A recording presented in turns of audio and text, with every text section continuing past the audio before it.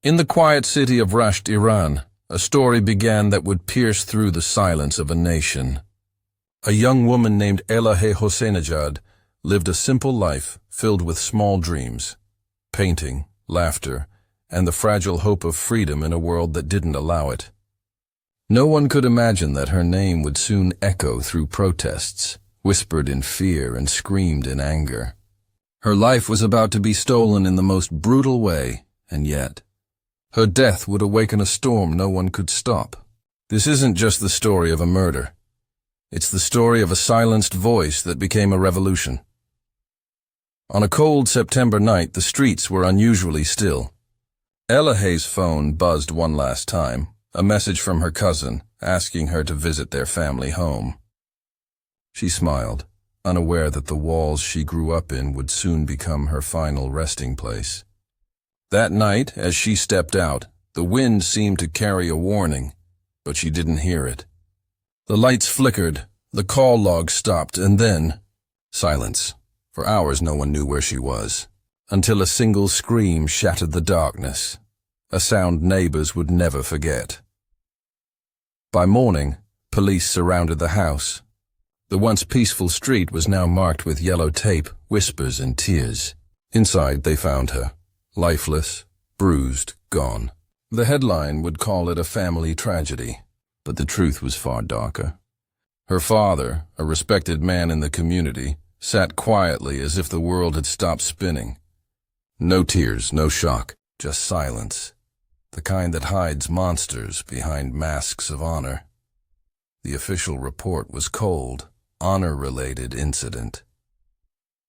But the wounds on Elahe's body told a different story. This wasn't honor.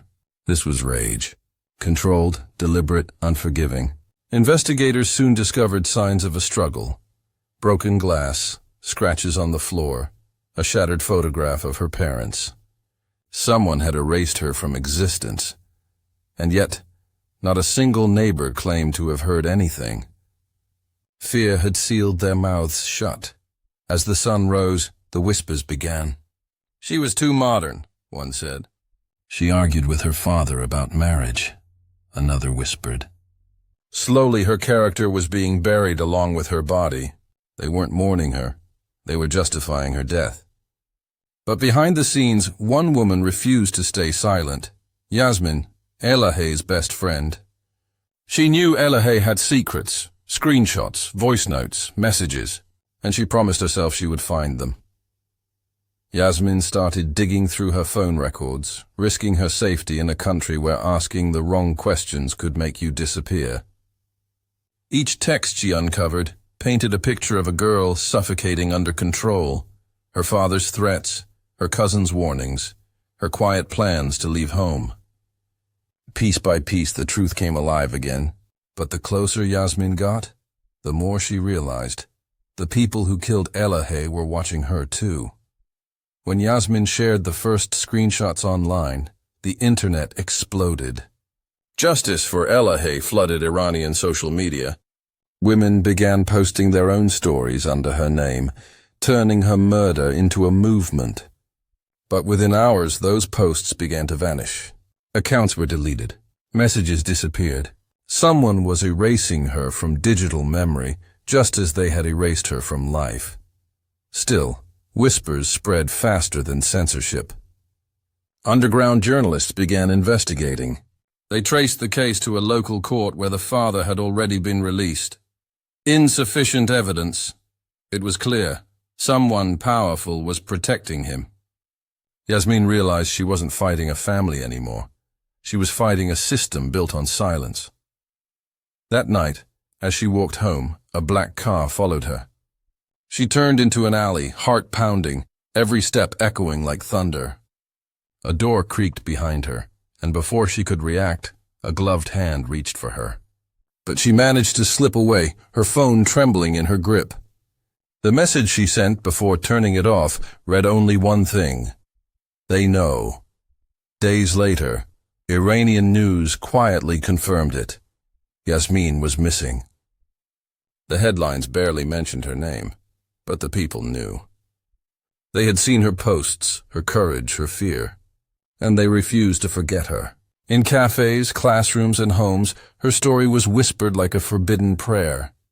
2 girls, one murdered, one vanished, united by truth, divided by death. Protests erupted across Tehran. Women cut their hair, lit candles, and carried Elahey's picture high above the crowds. "Say her name!" they shouted, voices trembling with grief and fury. For the first time, men joined them too. Police tried to break the protests, but fire cannot drown in water. Elahey had become a symbol, not of death, but of awakening. In those moments, something powerful shifted. People began to realize that justice didn't come from courts, it came from courage. Elahey's story was no longer just hers. It belonged to every woman silenced by shame, every voice crushed by honor. Her death had become their resistance. Months passed, and a mural appeared overnight in Tehran, Elahey's face painted across an old building, her eyes filled with light. No one claimed it, but everyone knew. It became a place of pilgrimage.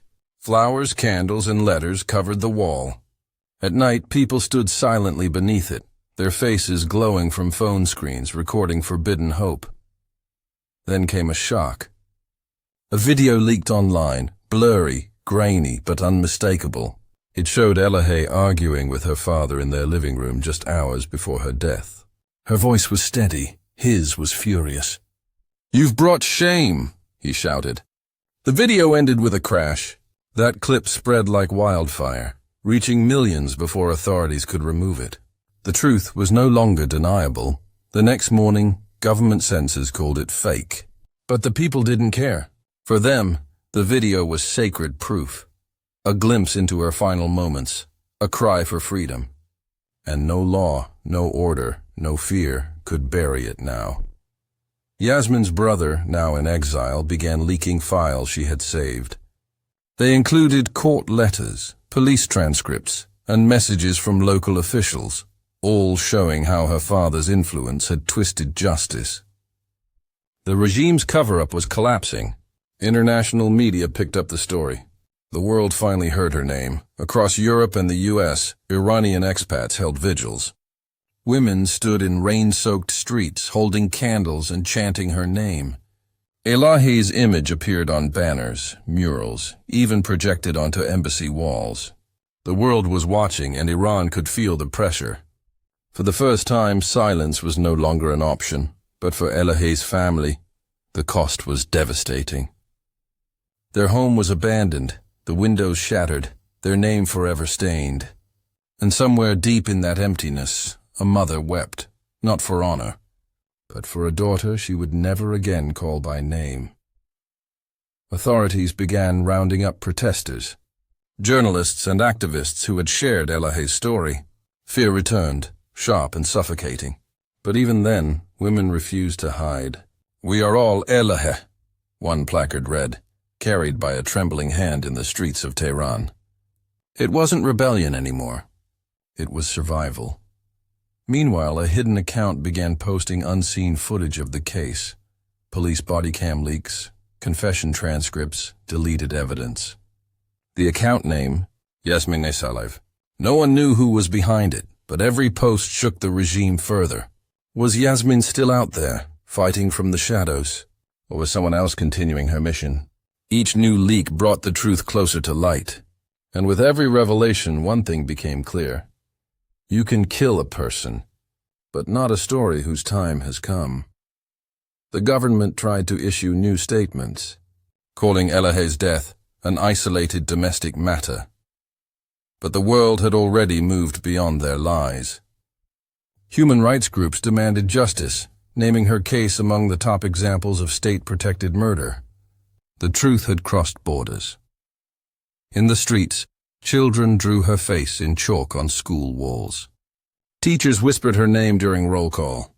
In small towns, women left flowers at unknown graves, believing her soul walked among them. She had become legend, not through myth, but through memory. One journalist wrote, "Elahey's death was not the end. It was the moment Iran's daughters learned they could no longer be silent. That single line spread everywhere, printed on shirts, painted on walls, written in hearts. Then came the turning point. A massive vigil in Tehran's Freedom Square drew thousands. The government tried to stop it, blocking roads, cutting power, but the people lit candles anyway. The glow spread across the city like fireflies in the dark. And then, projected on a nearby building, appeared her face. Elahe, smiling, unbroken, alive through them. The crowd fell silent. No speeches, no chants, just light and tears. And in that silence, someone whispered the words that would echo across the nation. She still speaks. That night, the government lost more than control. It lost fear's power, because the people had learned something terrifying for any regime. That truth can survive even when its witnesses don't. International headlines exploded. Iran's daughters rise again. The ghost of Elahe inspires a nation. Activists from every corner of the world joined hands, raising her name in defiance. Petitions, documentaries, songs, all born from her story. And in the heart of Tehran, the mural that started it all still stood, untouched. Police who once tore down protest posters now walked past silently, heads bowed.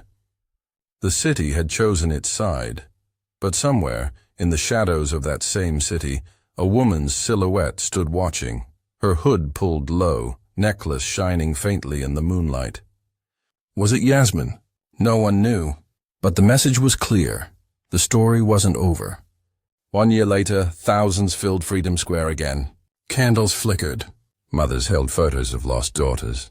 And in the center of the crowd, a woman stepped forward, lifting a small silver necklace, Elahe's necklace. Her voice trembled, but her words were clear. They can silence one voice, but not a generation, the crowd roared. Tears fell. The world watched. It wasn't just a protest anymore, it was resurrection. Elahe lived in every chant, every tear, every heartbeat that refused to be quiet. Her death had become Iran's heartbeat, strong, loud, unstoppable. So as you finish this story, remember her. Share her name. Let the world know that truth, no matter how buried, always finds its way back to light.